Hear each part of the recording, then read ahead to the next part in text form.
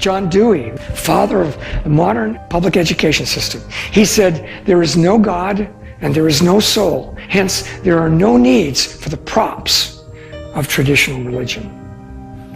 With dogma and creed excluded, immutable, unchangeable truth is also dead and buried. There's no such thing as absolute truth. And there is no room, he said, for fixed natural laws or moral absolutes. Bertrand Russell,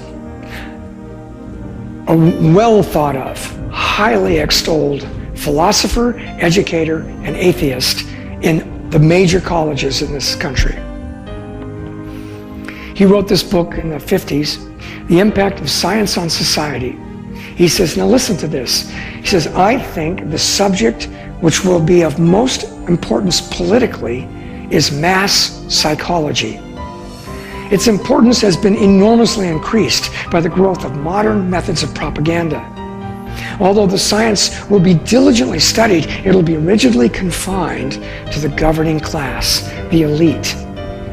So we'll just teach them to the brightest minds in the universities so that they know how to go about this.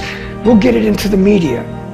And the populace then, the normal people, will not even be allowed to know how its convictions were generated." Do you understand that? It's what the devil does. He masquerades as an angel of light, and so he presents his ideas. They sound great, right? But when it all comes down, it's meant to devour us.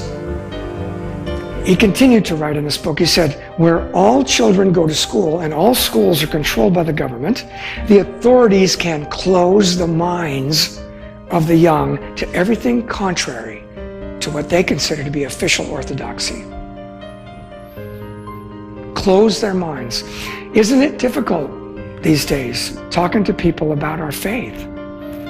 They don't even want to talk about it. They have closed minds from the very beginning.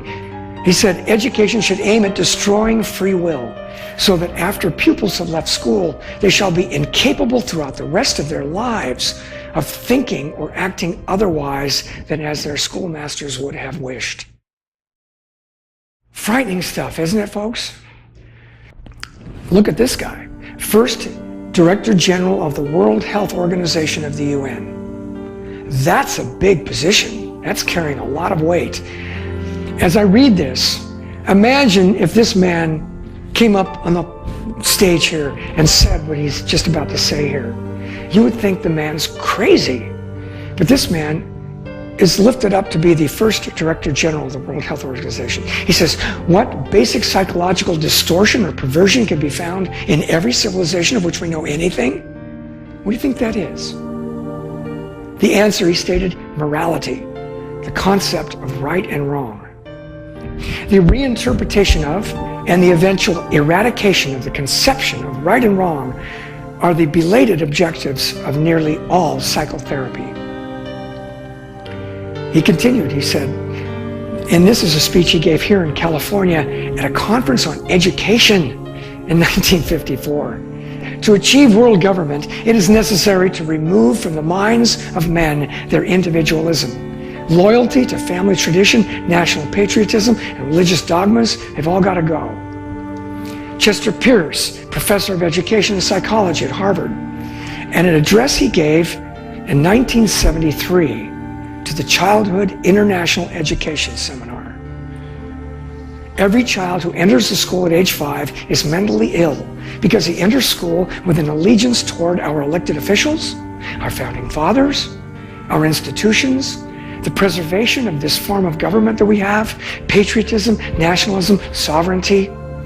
All this proves that the children are sick because a truly well individual is one who has rejected all these things and is what I would call the international child of the future. They have an agenda and they do want to make it a one world government. And they want to get everybody thinking the same. It's being heavily enacted in this nation.